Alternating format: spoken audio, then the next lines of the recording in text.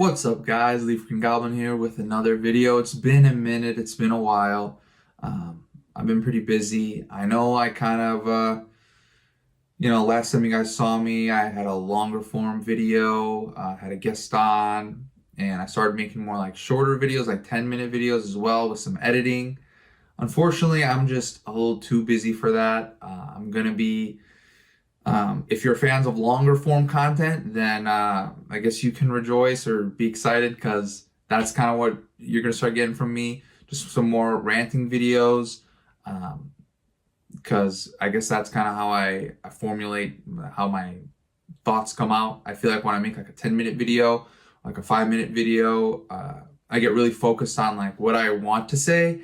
And then it's like 3 minutes of what I planned on saying and then just a bunch of tangents, which I feel like a lot of people can relate to that when it comes to talking about something they're passionate about. So again, yeah, I feel like longer form content, you'll enjoy some of the stuff that's coming out. I guess I will have some shorter stuff. I'm going to be doing like some top 10 videos regarding like cards that I think are cool under $5. Don't worry, I'm going to stay away from trainer galleries, illustration rares. I'm only just going to be doing half arts and just stuff that I really like to collect from the half art, all half arts. There's so many of them, obviously, just in case like one of those videos were to blow up and like, I don't know, a $2 card goes to $15. I don't know. I think I'd feel kind of weird if that ended up happening. So today, just gonna be talking about random stuff that's kind of happened from, it could be a long time before the boom. I have some comments about some stuff about that, about the boom, what I'm collecting. I guess we can start with that. What I've been collecting during the boom. It's mostly been like my artist binders, just been filling those out like crazy. Nishida's, Aya Kasubi, I love her. I made an Akira Agawa binder. That's really been cool to start. A Kanda binder. I just started a Miki Tanaka. And I've been trying to get into some Arita. I think it's just because I had a lot of his arts. And I also love a lot of his arts, don't get me wrong. I'm pretty sure this t-shirt here, I want to say Arita made it. I got it recently. I think it was like released, it was like an EX like file, like EX binder or something. I think his name is Shane Jag, one word, on Instagram. Check him out. But yeah, with Beckett, with like the drama that Beckett had with their CEO, I think he was embezzling money or money laundering, something like that. I picked up some Beckett slabs, super cheap. I got a Raichu EX from Emerald, and I like it way more than the one from Sandstorm, personally. I love that Raichu art. Got that cheaper than like what a PSA 7 would be, and I think it was a Beckett 9. Beckett 9 or Beckett 8.5, got a great deal on that. And then the Play Promo Jirachi EX. Got that for a steal too. I think part of the reason because it was the Canadian dollar. I want to say the Canadian dollar ain't doing so hot. It could be wrong. And then I got with the CGC playtest controversy and debacle, all that. I got a CGC, I want to say it was 8.5. I think CGC 8.5 Charizard EX from Fire Red to Leaf Green. I've needed that for the binder for a while. Got that for a great deal. I was really happy to add that to my collection. Thought I wasn't going to get into the collection with this boom. I know like EXs haven't been booming like crazy. Besides maybe like the Team Rocket Returns set. Prices haven't been going too crazy. But yeah, I thought I wasn't going to add that card to my collection for a while. So those are some big pickups. I do have another card. Let's see here. One of my like bigger grails. Ooh, I do not have it on me. I think I put it back into my case or whatever, but I got a Latios, the EX Delta Species Reverse Hollow stamped. Love that card. Love a lot of those reverse hollows, just from that set specifically. I do like EX reverses a lot, but just to get into a slab, I think it was mostly just that I love Latios, and I love like the castle back, like anything with like building backgrounds. Like that's why I like a lot of the Skyridge arts. It's just because like any architecture in the background, I'm probably gonna love that art. So yeah, those are basically what I've been collecting a lot. I've been collecting stadium cards a little more recently. I might make a video on that eventually. There's some really cool stadium cards that are honestly pretty cheap. Like even like the Champions Festivals, I'm not really crazy about those cards, but to get them in different languages, they're actually a lot cheaper than the English versions, like a lot cheaper. So um, if you're really just trying to get the art, if for some reason you like collecting Champions Festivals, I would advise like go get the Indonesian, go get the German one. You'll save a lot of money. Spanish. So yeah, that's what I've been collecting for the most part. I guess kind of talking about the CGC controversy with the playtest stuff. I remember looking at those cards and thinking, I'm not gonna sit here and say, wow, like I saw this coming. They're all gonna be fake. But I do remember being like, these are cool. I thought it was suspicious that the prices fell so fast. And I thought it was sus that we had never heard about them before. And that they were, so many cars were in such great condition. And I think two things that I learned from, kind of what came out from all that. Well, my voice is a little hoarse. I just noticed that. But anyways, the first thing I noticed was that a lot of like bigger YouTubers that I thought were quote unquote experts, they got burned. Like they spent like 100K or whatever buying those slabs either to resell or for their collections. And I guess maybe that's kind of the sign of the time because I'm pretty sure that happened during the boom. Not to say that they were greedy per se, but I would have never guessed that, some of these people have been in the hobby way longer than I have, weren't able to see some of the red flags and drop so much money on some of those cards. But again, I really hope you guys don't think that I sat there and be like, oh, I told you so. Like, no. I just thought that, some of them were cool, but I thought the price dropping so fast. I was like, is there something I don't know here? And, Pokemon is not a 100-year hobby. It's like a, 100-year, collecting, whatever IP. So for a bunch of people not to know about something, and then for all of a sudden to just pop up, and for there to be so many, thought that was suspicious. So I guess that's something to look for, like in the future. If anything else to pop up, doesn't hurt to second guess something. And then the second thing is, I don't know how anyone can spend like a lot of money on a CGC slab and have any faith that 20 years down the line, like how you can have more faith that CGC will hold its value rather than your card just holding value in a binder. I understand you don't like how the PSA slab looks. I understand that maybe, PSA slabs go for more of a premium than most CGC slabs. But, and I'll be honest, I didn't do the research and like list all of the controversies CGC have been in. I just know that if you did a quick Google search, I'm sure you could find a lot in the, not even the, because I know they're more trusted on the comic book side, but it's just, I do believe that most people, maybe contrary to some of the other takes I've had on this channel, I do believe that most people, they buy slabs because they're trying to protect the cards that they want, like these expensive cards that they want, and or they want the best condition of some of their favorite cards. And when you start getting into CGC, it's like, if you can't really trust the company, sure, you're protecting your card from like, it's in a slab, it's in a protective case, but like, just play it safe and go with PSA. Like, I don't really consider myself a PSA purist because I do buy Beckett slabs and CGC slabs and I crack them for the binder. Like, I'm not gonna sit here and say like, I think that they have so many fakes and like if you go buy a CGC slab, like you're gonna get ripped off. I just don't see how someone can genuinely like trust like dropping thousands of dollars on a CGC slab and being like, yeah, in 20 years, like if Pokemon's still doing super well, like CGC as a company will also be doing amazing. Because I feel like even though they've increased in popularity, I really feel like it's YouTube that's pushing CGC as a brand, and I really don't think they've actually like made a dent into PSA's, I guess, stranglehold on the grading market for Pokemon. So that's my thoughts on that side of the Pokemon hobby.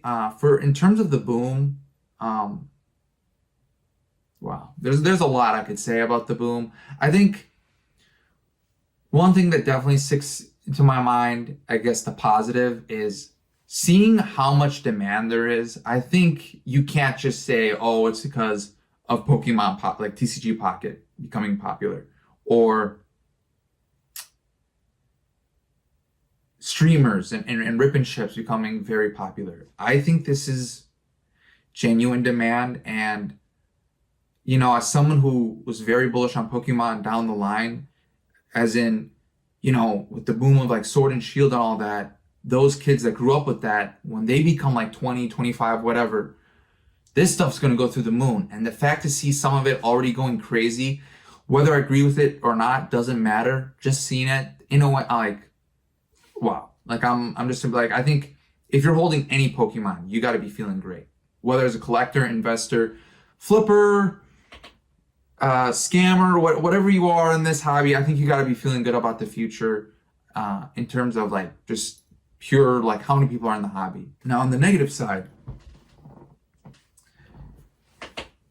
I think the longer I've been in this hobby, the more I have not sided with the collectors as much. And I know that's going to sound like, whoa, like Adam, you made this channel, you're trying to help out newer collectors and how to get the most bang for your buck with your collecting goals, and how to avoid FOMO and, you know, getting scammed and all that. It's just, there was a time I was like, okay, you collect, whatever you collect, you should be able to collect it, right? If it's modern, yeah, try to save money, but like if you only love modern, you know, I could advise you to look at some of the historical stuff of Pokemon, but you want to collect that, you just want to rip packs, go for it. You just want to be a vintage head, you know, just all into vintage. You want the exclusive promos. You're like a, excuse me, a pop report fiend, sure. But where I've kind of lost touch, or I guess sympathy for some of these, like, this is mostly geared towards, it's okay if geared towards not the people that are frustrated with not being able to get product or the cards that they want. It's more so the people who are like losing it and saying like, I'm leaving the hobby. I'm sure you've heard that a lot. Like people just like raging in the comments, on whatever platform, making angry videos.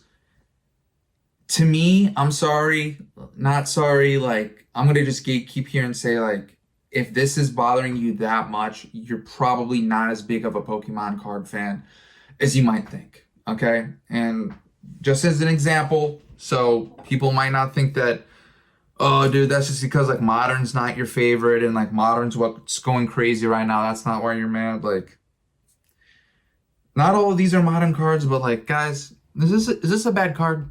Is this like a mid card, in your opinion? What about this card?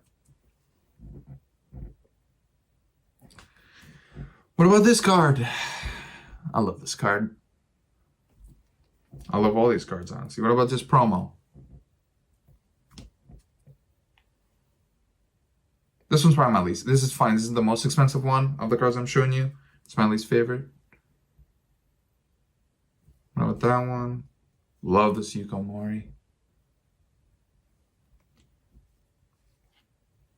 Right here. Some trainer gallery. A Drampa. My favorite illustration rare right now, currently, believe it or not, is this Torkoal. I wish I could really get close up and so you can see just like how the brush strokes are. I want to say it's paint. I think that's the medium. And then this Metagross. Now, sure, am I nitpicking some Pokemon, like, or all of these like popular Pokemon? There was the Mew, the Mewtwo, but the Mewtwo's a promo.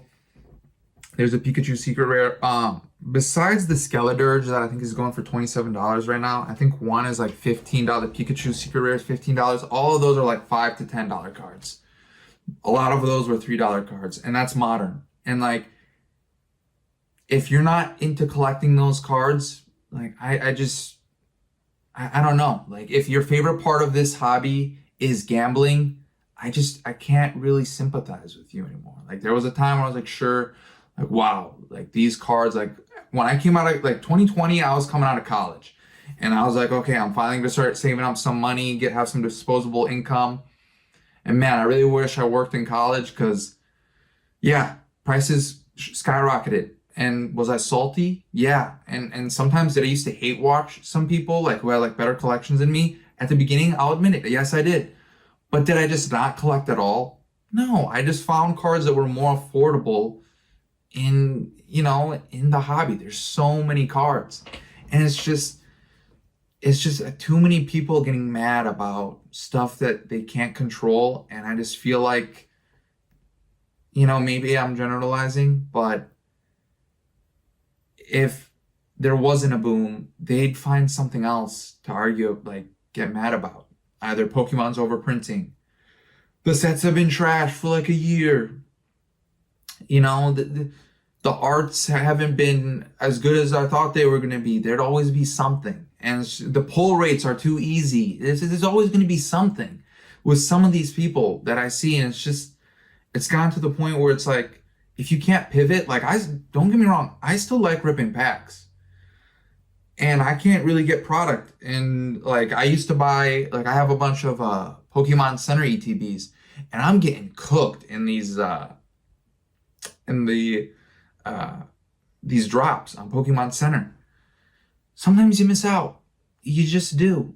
As you miss out in all of life. And it's gotten to the point where it's like, there are some people who have been in this hobby for 2 years and they're so entitled. They are so entitled. They want to get every card that they want ASAP. And if it's not $2,000, like Grail category, or it hasn't grown organically, you'll hear that before. It's like, oh, it's not an organic growth.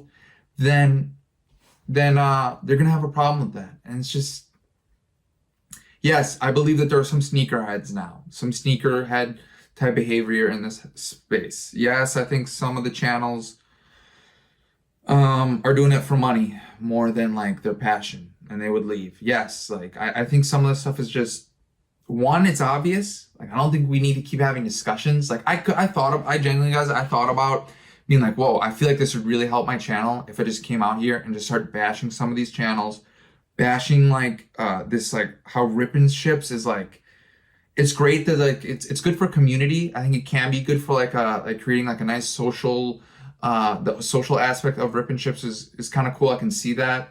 I can see the appeal for that for some people. But then I was just like it's not even about the pushing negativity, because I will be negative. I think some of you that watch my channel will know, man, I'm really losing breath here. Will know that I will call out stuff. Like I'm not just all happy-go-lucky on this channel, but it's just like sometimes you just gotta suck it up. Like just suck it. Like I didn't want to waste my. I was like, what is it gonna change? What is it gonna change? Like it's a symptom of a booming hobby. That's what it is. That's what we're experiencing. And there's going to be positives. There's going to be negatives. And some of the positives, I bought something that was like $60 a year and a half ago, and now it's like $400. The negative, a card that I wanted to get that was like $70 is like $500. But kind of leads me to my next thing on this like collecting thing is, how bad are some people's memory? Not just like price memory. I'm not talking about like, oh, I refuse to buy this because I remember it being so much cheaper. People just forgetting how people viewed cards. Like a certain card, for example. Like, I'll go with like the Sun and Moon alt arts. I remember when the Gengar was like $70.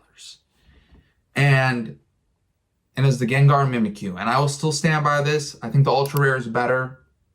I would probably, looking back, I wish I bought the ultra rare. If I never could sell the cards, I would never go back and get the alt art.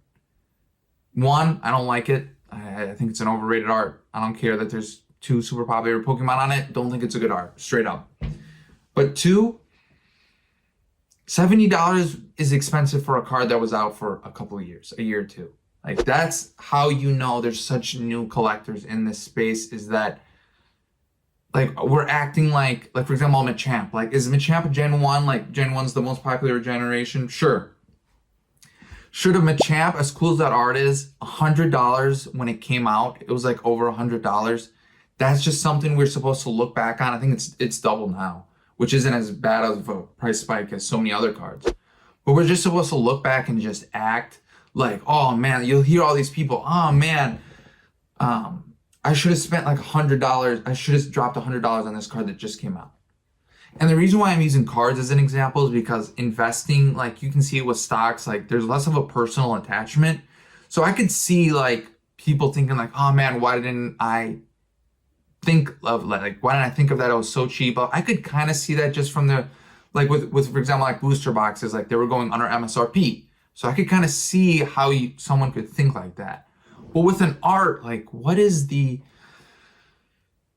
psychology of somebody like 2 years ago not liking an art enough to go buy it? And of course, there's people like who couldn't afford it then, and like now they could afford it at $100 and they just can't buy it because it's so expensive. That's why you'll hear me, and I'm going to reiterate it again. Like, you can't be frustrated with what's going on. It's just like the people who are seething, and I'm sure. Like, you guys know what I'm talking about. Like, the difference between someone who's like, yeah, I'm annoyed. Like, yeah, like even like cards that people aren't talking about, they're up in price now. There's a difference between that and like I'm out. Like, oh, like I'm leaving this hobby, but like I'm commenting on all the channels and I'm making like, I'm just super pissed and I'm like writing essays on it in chats and stuff. So, what's the psychology of just somebody like seeing a card a couple years ago and they're like, yeah, I don't like it at this price. And then everybody falls in love with it and like it skyrockets in price. And now it's not that you're willing to pay for that card. Okay. I'm not saying you go pay, but like what makes somebody now really want that card? That's where I kind of, again, not just like lose sympathy. Like, I just don't really get where they're coming from on that side. Like, I get it, like the hype, the FOMO, I get it to some extent, but it's again like with the Gengar Mimikyu, like I think it was before the boom, there was a Sun and Moon Altar boom. I think it went up to like 400, then it dropped $100, and I think on TCG Player I saw some listings for like $1,000, and I think one did sell for like 900 something dollars. What makes somebody like you want to pay it? Listen, go for it. Okay, do what you want. Like, I'm not gonna. There's gonna be a lot less like advice for like what's a good price, because clearly, when you look at if you looked at some of my other videos, you'll know like I was wrong. Like, did the Sun and Moon alt arts and alt arts go down from like some of my videos? Sure, and then they spiked up. I should have probably said, hey, if this Lugia is like your favorite card of the last 10 years, okay, maybe don't wait for it to like drop $30. Just go get it, right? I definitely should have said, that's on me. I probably should have said that a lot more. And instead I was just like, oh, just wait. Like, I wish forget the Lugia. I know you see the Lugia on my shirt. I'm thinking more like the Giratinas, the Crown Zenith one and the Lost Origin. Probably should have just bit the bullet, because I wish I had that card. I wish I could, like, I feel like every week I'd be picking up looking at that card. Or every time I took a look at my collection, I'd be whipping out those Giratinas. So in that sense, like, yeah, I might be waiting years before I go get those cards again, or go pick up those cards.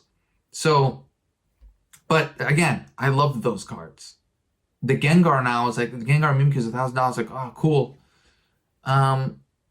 Wish I could have gotten, I guess, to go sell it, but I never really liked that art. I looked at it, I was like, okay. I went and got some other Sun and Moon alt arts that I like more than it. Same thing with the alt arts. Like, I was like, man, I could see the Celebi skyrocket. I'm gonna go get it just in case it does, right? And to be honest, I have not checked the price on that. I'm sure it's up. I don't think it's up as crazy as some of the other cards, but like Lugia, I remember people were trashing that Lugia art. I didn't know anybody that was loving it. Looking back, should have been like, hey, Adam, people love the alt arts. You should probably be blessed that, or be thankful that there's not this super hype on this Lugia release. But guess what? I personally was not crazy about that card either. But now, sure, I kind of wish it goes down a little, but it's the people that fixate on these cards and they fixate and they can't go find another generation, another era, or another subset of cards for them to collect, or just take a break for a couple months. You can't. There's so many options you can do. Don't watch the YouTuber or follow that Instagram account that's just like flexing hardcore all the time, or the YouTube account that's like always telling you to buy, and like these are still good prices. Like it's someone. It's like I don't know. Like that's kind of why I'm going back to these rant videos. Like, are people gonna learn? Like, even if I used to be like, man, if just 3 people watched my channel, just watch this video, they're gonna learn so much. And like me sitting here and like treating some of you guys like you don't know how money works or like how a market works, or like how addiction or FOMO works. Like I'm gonna treat you guys like some of you guys like little kids and hold your hand. Maybe you'll learn, right? If 2 or 3 people just learn from that, like this channel was worth it. But now I'm just like, you know what, Adam? Just say what you want to say. I was kind of doing that anyways. But now it's just like, I'm not going to really have structure to these videos, and just going to show some arts that I think are slept on, but also don't think are like going to skyrocket in price, because they are. I don't see half arts like Scarlet and Violet hollows going up anytime soon. So yeah, I think that's where I'm at with the negative side of, or like the more the negative portion of the some of the stuff I see. Obviously, like the Costco stuff, like when you see those Costco videos, like just know, again, it's a symptom of like a booming hobby. This could happen in sports cards. It could happen in, I don't know, marbles, you know, it could happen in man, I don't even know what like sports jerseys. I honestly, I'm blanking on like other examples, but when you guys get the point. Like it could happen in any other market, and like people, I think sometimes they see the stuff at Costco, it means like, oh, what's happening to Pokemon? Like what's going on with the? It's like no. These are some of the newer collectors. Like these are some of the newer people that aren't collectors. Like yeah, we call it how it is.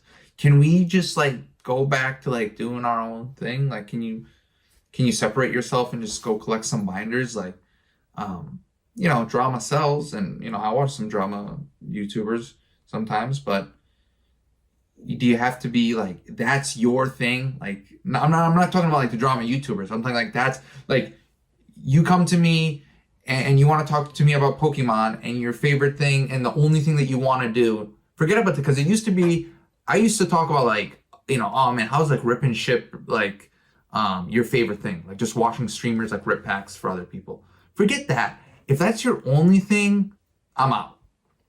It's not even about judging. I'm just like I can't talk to you, man, or woman, or whoever you are. Like it's not even, I can't relate. Like it's like I don't think we can have a conversation, because I don't want to sit here and talk about Pokemon and it's just you airing out your grievances and I'm just like yeah.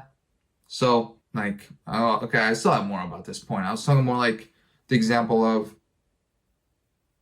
I come to you, I want to talk about Pokemon, and somebody else comes to me and talk about Pokemon, and I'm down to talk about like exclusive promos or expensive slabs, the history of some artists, whatever. I'm down to talk about that. I'm down to talk about maybe some of the video games. I'm down to hear what you guys want to talk. Like what this hypothetical person, what cards that they like that I might not like. I'm down to do some hot takes, some debates about what cards might go up in the future. I'm down for all that, the future of Pokemon. But what I'm not down for is for someone to come to me and be like, man, I can't rip packs anymore. This hobby sucks. Well, what about like 80 or 90% of the rest of the hobby? Like you don't like that? Like, no, I'm out. But I'm still actually gonna be here lurking, hate watching, and like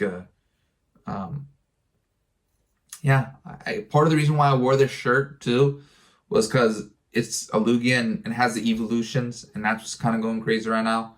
Evolutions, and obviously the Team Rocket set that's not really Team Rocket, but it's just one of the things I thought of, like, what could somebody watch with this and like counter? Even though this isn't like a specific like debate piece, this is just me like brainstorm and just spitball in here, is that somebody might say, well, hey, easy for you to say. It doesn't seem like maybe like your favorite cards are like skyrocketing in price. And all I would say is like there's over 1,000 Pokemon. There's gotta be some other cards, as I showed you guys earlier, that you could like. Like you just can't tell me from an art perspective like the Genesect alt art is just like for $10-15 is like a bad card. You just can't tell me. You can't tell me that you can't spend hundreds of dollars and fill out your binder. And I'm not even talking about the artist. Like I'm not talking about like for example, like when I was talking about like how $70 was expensive. Around that time, I would just go to the card shop and drop like $20 on like a bunch of like quarter 50-cent cards and just fill up my binders with like the artists I really like. So to me, $70 is expensive because if it's not my grail, like, oh, I'll drop some money if it's like a top 20 card for me. But if this card is not even in my top 100, I'm just like, oh, it's a cool card. $70 is a lot. It is a lot for sure. So, oh man, I feel like I was supposed to tie this back into something. But yeah, if you can't find other parts of the hobby, like this is a perfect time to learn about other parts of the hobby that you might not know about. And it usually is just cards. Just that's what we're here for. And I think maybe I've said this before in a video, or I'm misremembering, and I was just talking to somebody in a Discord or something. But I feel like the rip and ship and the YouTube space has kind of taught me that some people here prioritize the community. And I'm not saying like community like as a buzzword, because I know like some people overuse that word. I mean more like Jane, like the social aspect of the hobby. And to me, I know I have a YouTube channel, so I clearly care about the social aspect to some extent. I go on Reddit, Discord, I'm talking to people who also are in this hobby. Guys, I'm here for the cards. Like that's really what I'm here for. I'm here for the cards, and it's cool talking to other people. It's cool I love getting my thoughts across. I love hearing people talk about cards, and I never heard about them. And I go look them up. And I'm like, wow, okay, did not know about these cards. Or somebody just telling me about an artist they like that I didn't really appreciate or know about because there's so many artists. Stuff like that. It's like yeah, that's cool. But again, I'm here for, at its core, it's the cards. It's to physically own the cards. And when I see the rip and ship and the YouTube and all that, I'm starting to, I guess, understand. Well, I don't relate or sympathize really, but I do kind of see how there are people who, now that their entire YouTube space is a bunch of drama or like negativity about how the market is, and it's just like a bunch of investor stuff, or maybe like the rip and ships or like the live streams, there's less product or the prices have gone up, whatever it is, more competition at bidding, whatever it might be. Maybe I could see why, why it's having a much bigger impact on them than me. Or if you really, really love evolutions, yeah, it makes more sense that you be more heated than I am. It's just not being able to pivot. If you can't pivot, Pokemon is just such an amazing hobby. Just if you love the art, there's just so many pieces of art that you can collect for 50 cents, like $1, a couple dollars. Okay, you don't like the half arts, go get some illustration rares. All right, the illustration rares, you're not into them. Go get some trader galleries. There's some cheaper alt arts. There's like some XY promos that I wish I whipped out for you guys. Like they're technically, they're a full art type style. So it's like that. It's like you can't, like for me during this boom, I brought it up briefly earlier, just learning more about stadium cards. And I'd always kept some cards on the side, but I never put it into a binder. And now that I'm collecting like stadium cards, like it's just a new layer of the hobby. And like, yeah, it's not my favorite. And I've talked about this before. There are some people that they only want to collect either the most popular or their grails. And if they're not on track to collect those stuff, oh, there's a problem. There's a problem with the hobby. It has something to do with me. No, it has something to do with the hobby. Because I can't get what I want when I want it. Like, I like stadium guards, okay? Don't get me wrong, they're not my favorite, but why I bring up the break cards all the time is because I do not like those cards. But for the price I paid for them, when I open the binder and I scroll, like, going through, what's the word? It's not scroll. But when I'm turning through the binders and I land on the break card section, I'm like, whoa, like these are funky. For the price I paid for them, worth it. And there's just people that's like, no, it's always got to be the best. It's always got to be the best. And even though, like, in 2 months, this card might not feel the best for me. I'm going to be on the new set. I'm going to be ripping the new stuff. It's just, that's where I can't with the negativity. I just can't. And as I'm being negative probably in this video, I understand some of the irony, but I just don't understand how you can be that negative about a hobby that's, you have people you can talk to about. There's so many cards you can get at okay price, decent prices. But the reality is collecting most hobbies are going to be expensive. Go ask a golfer. Go ask a cyclist. Go ask some sports cards people. Like, you're going to be spending money. You might not, okay, yeah, you're not dropping like $500 on a booster box, but it's not, I wouldn't say it's cheap. I've made a video before talking about how Pokemon, relative to other stuff, other hobbies, is cheap because you can go get a Masaki Golem. All right, I still need to get that card for I think a PSA 7's like PSA 8 might be, I think, a couple $100. I don't know what it's going for now, but that's a card that you had to be around almost 30 years ago. You had to be in Japan. You had to go to the vending machines. You had to go open them up, whatever. Pull the Geodude and the Graveler, send them into the Pokemon Center, and then they would send you back the card. And then now this card, 30 years later, is still in, like, okay, not gem mint condition, but in mint, like, pretty good condition. And you're getting that card for like a couple $100. Not even. Like, and I really want to say, like, the PSA 7 at some point, it was like pretty cheap. And I see that goes for like the Omastar and all that. And there's several, like, you can just go on the vending series. Cards from like 1996 that were only in vending machines in Japan, and you can get them for a couple dollars. Like, the stuff that you can get in this hobby, for as big of a hobby it is, for the #1 media franchise, right, or IP, whatever it is, that's kind of crazy. But at the same time, we got to remember, this is disposable income. If you can't spend this kind of money on this hobby, like, that's okay. It's just that when you start complaining, oh, well, the cards are $500, well, already, like, you should be lucky that you're able to afford it when it was at like 150, 100, what. So that's something more like just being thankful and kind of like a different side of, I guess, this topic, kind of going off a mini tangent here, but it's just like, if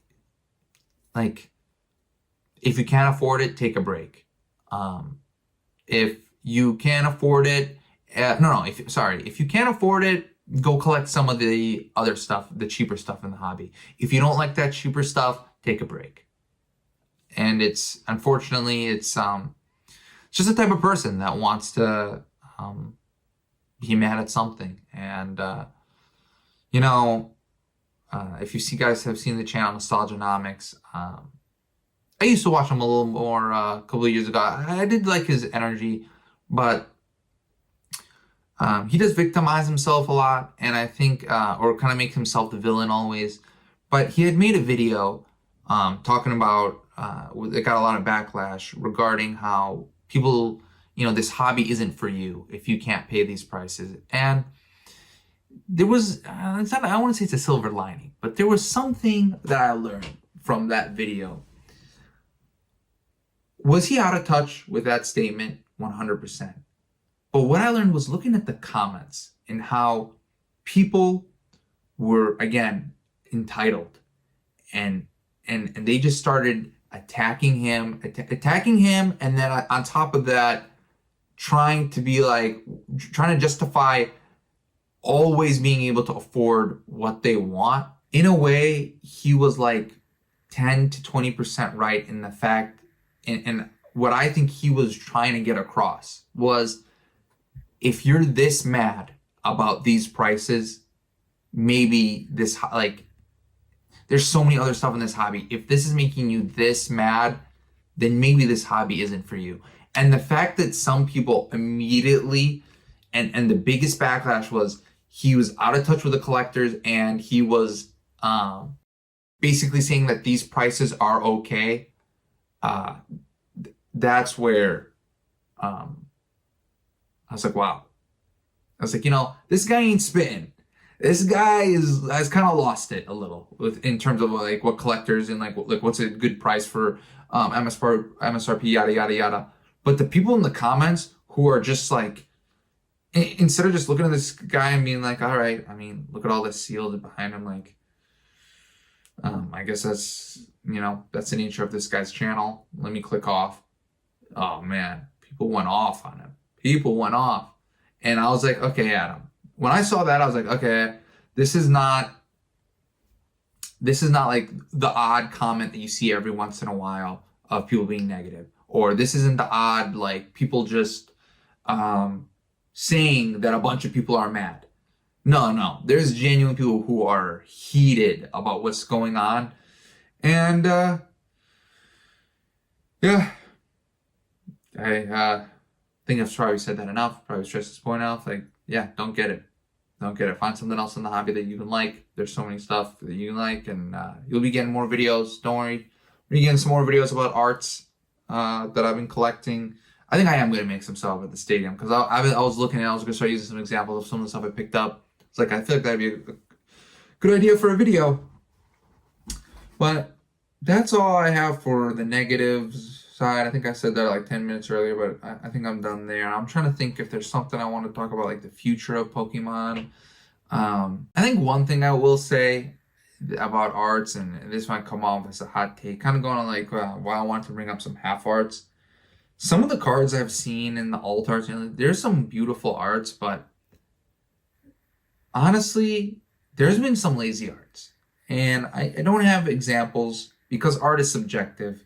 You can call me lazy that I'm just throwing this out there, and I actually don't have any examples, but I've seen some art out there where there's pros and cons to both mediums, meaning like the half art and the full art. And I feel like in the half art, you really have to like get everything in there, and like you have such limited space, so you have to be an efficient artist, I guess, if that makes sense. Whereas the full art, you have more creativity, you have more space to be creative. However, I feel like there are some pretty lazy designs. I feel like there's been some lazy designs, and like I will say, like, I was somebody that defended Scarlet and Violet when it came out, saying that people are freaking out way too much about these pull rates. There are some great arts in these sets. Just wait for people to warm up on some of these Pokemon, or for them to start dropping some more popular Pokemon. And what happened? As soon as some Gen 1, that was like one thing I did, I was right on, I will say. When Gen 1 Scarlet and Violet Pokemon, like 151, and you started seeing a Salamence, all dark, special illustration rare, people started going crazy. So while I was on like Scarlet and Violet's side, so I'm not here saying like, oh, all of a sudden the art became trash. There's just, I don't think that if you're somebody, for example, like you're not ripping packs and like you're not a sealed collector or investor, I think there still might be a chance for some of these cards to go down, or for Pokemon, for Pokemon to get even better. That I will say that, okay? I know that was kind of going out a negative lane. I think Pokemon can get way better with some of these arts. When I look at some of the half arts back in the day, and even now, there's some beautiful cards where I was like, wow, if this was on a full card, it would smoke half of these illustration rares out the park, or half of these Galarian Galleries, whatever it is. But sometimes it's just, if you had 25 years of your Pokemon being on a half art, and now you have 2 of them where it's on a full art, yeah, you're going to love that. Like the Destined Rivals, Typhlosion. I'm like creating an army of these 10th anniversary Typhlosion figures, but I'm not crazy about that Typhlosion. I like that Ethan's on it, like the trainer's with him, But I think there's way cooler things. They could have had him popping out of a volcano. They could have had him, I don't know, fighting something. They could have had him like act like pissed. It kind of looks like a little, I don't know, mini cutscene that's, or like, right, I don't know, looks a little childish to me personally for Typhlosion. Do I still want it because I love Typhlosion? Yeah, I do. But do I think there could be way better arts out there in the future for Typhlosion and for Pokemon to come? So I know I said I wasn't going to give any advice on like purchasing or whatever, but I will say that doesn't necessarily mean I think like these are all great. These are all good buys, like Sealed aside, because I don't really have much to comment on Sealed. I think if you want it, you get it. You don't want it, you don't want it, because like it's a, you know, after reprints, like there's only going to be less of it. So the cards are a little different story. And with Sealed, it's like there's no like, yeah, other good Sealed could come out, but it's not like with cards like, you know, alt arts could go away, or Scarlet and Violet, like the illustration rares could go away. Like they might drop megas, and all these cards could drop 30%. I don't think anybody would be surprised, because at some point there's only so much money this hobby can pour into at a certain time. Like over time, sure. Whatever they call it, what is it, market cap? You know, there could be more and more people in the hobby, and all eras could be flourishing. I genuinely believe that. I still think like middle era, you give it 20 years, there might be like something going crazy there, or Heart Gold, Soul, or whatever area you'd want to defend, or say it might go up in price or is undervalued. But my point is the half arts in the back in the day, I think sometimes they're a little slept on. Like if it's a non-holo, people don't talk about it, and they prop up these illustration rares as if they're amazing, and they're like the new wave, but really it's just a new thing. And I think half arts could become popular again as like a trendy or like a vintage type wave. And when I mean like vintage type wave, I'm not talking about like the First Ed and like Skyridge Watsy. I'm talking like just random holos throughout Pokemon's years becoming more popular, as well as in the future there could be illustration rares, I believe, that could smoke some of the stuff that's coming out right now. Like I like the sets that are coming out, don't get me wrong, but I'm not gonna sit here and say that Prismatic Evolutions, I like Evolutions. I got this shirt though, not because of the Evolutions. I like just the art style overall in general. I don't think I own any other Evolution stuff, even though I do really like. I thought I was a huge Umbreon fan. Maybe there's gotta be so many people out there like me. I thought I was a huge Umbreon fan, and then the Moonbreon came out. I'm like, nah, that's too expensive. I want to go buy a bunch of other cards. And then it kept going up. I'm like, I'm not as big of a Moonbreon or Umbreon fan as I thought I was. So yeah, there's gonna be a lot of crazier stuff I think that comes out, and it'll be interesting to see how this era is looked back on. The comments about how this era might not age fondly because all the product is missing, and it might make kids like, hey guys, my video cut off because my phone ran out of storage. So thanks for watching, guys. That last point was basically just I thought it was being a little overblown, that just because there's been like a boom or two, like just because a couple sets are hard to get right now, that for some reason 20 years from now, like they won't be as collectible. I think that's a bit overstated. Other than that, again, thank you for watching. I really appreciate you guys taking the time to listen to me rant. More videos coming out. Don't know when. There'll probably be at least one in like a week or two. And then the rant style videos won't be as long as this one, just because I've taken such a long break, and with all that's happened with the boom and whatnot, that's kind of what made this one longer. We'll see on the guests. I don't really know if that's a format. I feel like I'd much rather just go on other people's channels who do it regularly. Simply because I did it with a guest once and we talked about Seal, and then it started turning into investing, and I really would rather just like talk cards.